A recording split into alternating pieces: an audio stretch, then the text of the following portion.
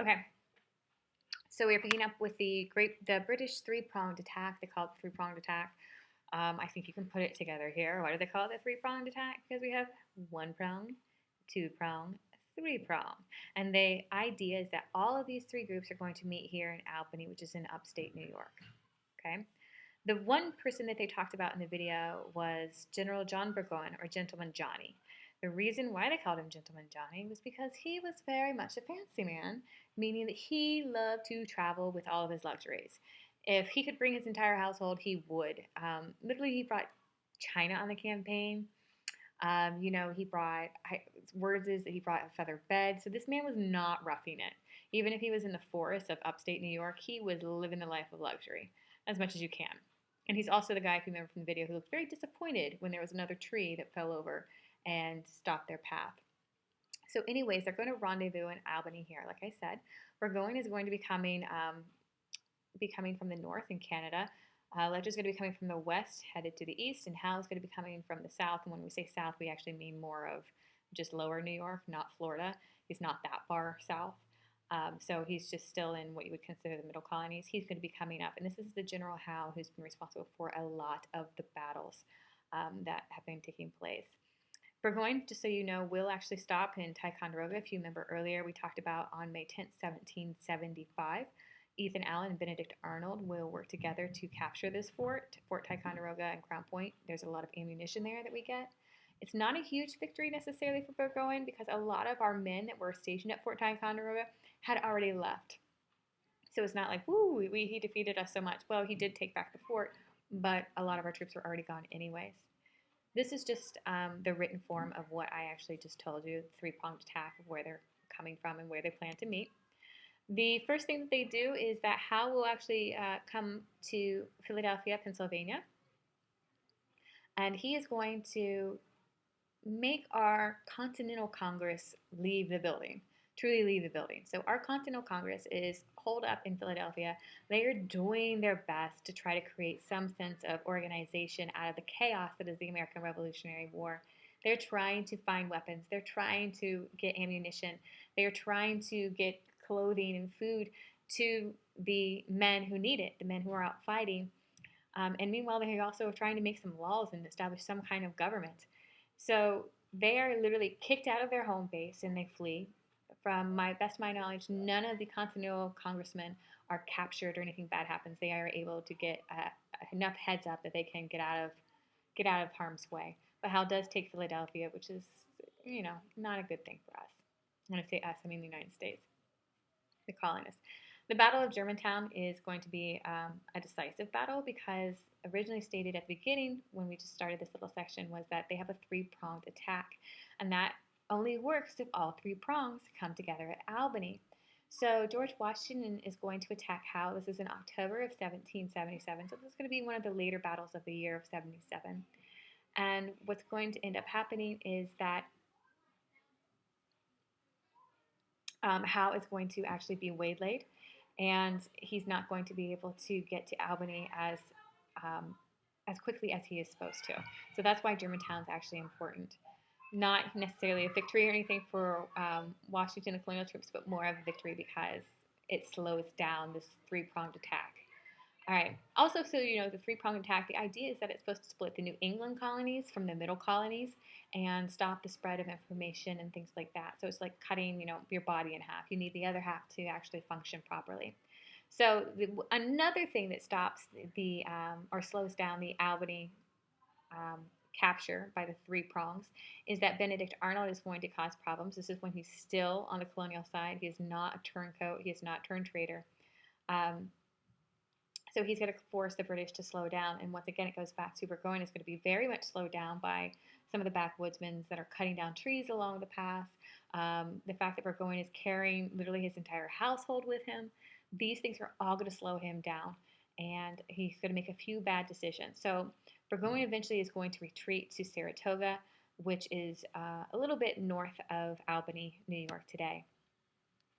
Battle of Saratoga, you have a leader called a colonial leader. That's the Patriot leader, is Horatio Gates. Obviously, the British leader is General Burgoyne. Burgoyne has called for reinforcements, but there's no way reinforcements can get there in time. as well as in October 1777. Other than the Battle of Germantown, you also have the Battle of Saratoga. Burgoyne's going to be outnumbered, and he will have to surrender to Gates, and this is a huge, huge boon to the colonial cause. The reason why it's such a huge victory is because this is a decisive battle that when the colonists win, the French decide to officially join the colonial side. So they have become our true allies, right? The French were kind of hesitant to do it beforehand because they weren't seeing a lot of wins. Sure, we did okay at the very beginning at Lexington, Concord, Bunker, and Breeds Hill. But other than that, we haven't been incredibly successful. And so they were hesitant to get involved with the losing side, as I'm sure you can imagine. Why get involved with somebody if you're just going to be throwing away the money? So France realizes this is a way that they could stick it to their longtime enemy, the British, by joining the colonial cause. And they do. So thankfully, the French join the American side, the American colonial side, and the British the British plan of attack, the three-pronged attack, right here, three prongs, is no more. All right, it's done. So that whole battle strategy they came up with, they were trying to make work, over. Winter of Valley Forge, this is actually what we mentioned in the movie. Very cold winter, obviously, as you can imagine. East Coast can get pretty blustery, brutal snow, things like that. If you have the men, a lot of men don't have clothing, they don't have shoes, they have barely enough to eat. The water is giving them dysentery, which we've talked about from 7th grade. It is not a good time. This is not like, a camp that you would want your parents to send you to. And the fact that so many men stayed instead of running away is a true testament to how much they believed in the cause. And this is where you can get proud to be an American because, seriously, these guys went through it. I don't think anybody would, I know I wouldn't want to be camping in the winter. I don't like winter camping. It's not fun.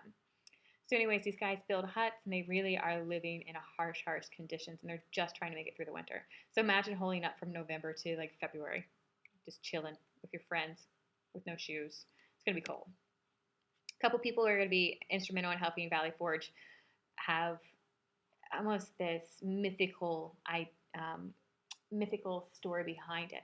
The first is Marquis de Lafayette. He is a French nobleman, and he actually gives some of his own money to the American cause, and he becomes really good friends, not really good friends. He becomes besties with George Washington. And he is going to be literally George Washington's right-hand man. He's going to be giving him advice. He's going to be encouraging and saying the French will come and join. Eventually they do. And he's very much a champion of the American cause, and he likes what he's seeing. This will eventually be a catalyst for the French Revolution that will happen after the American Revolution is over. They were such good friends that I think Marquis de Lafayette actually named his son after George Washington, just so you know. But anyways, he spent the winter at Valley Forge hunkered down with all the other colonial men. Frederick von Steuben is the Prussian officer that they mentioned, and he's the one who literally took this ragtag group of colonists and made them a fighting force. He is able to train them in European-style methods. And the guerrilla warfare methods, they're still working wonders. It takes the British by surprise, but he's helping the men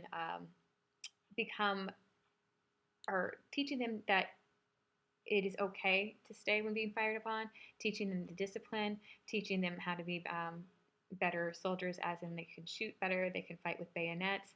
They've just been trained in how to, load their weapons more quickly, which you can imagine if you can load a weapon more quickly, you'll actually have a higher chance of surviving. All of these different skills, teaching them discipline, he really helps get them into shape. And I think the video also mentioned that he moved the latrines further away from the camp, which is smart. It helps get rid of the dysentery. A lot of great things are happening at the camp. And also the fun note was the smallpox vaccine that they were using on the troops, which helped stop the outbreak of smallpox. The biggest important fact about the Valley Forge and surviving that winter of Valley Forge is that it shows that these men are in it to win it. They are not going to run away, no matter how hard the conditions are. This is a cause they believe in.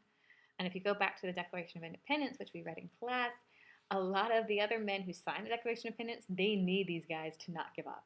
Because if these guys give up, if the colonists, the militia, if they give up, the men who signed the Declaration of Independence, they're as good as dead. All right. And this is just a little side note. You guys can read it for yourselves. We do establish our first form of government called the Articles of Confederation.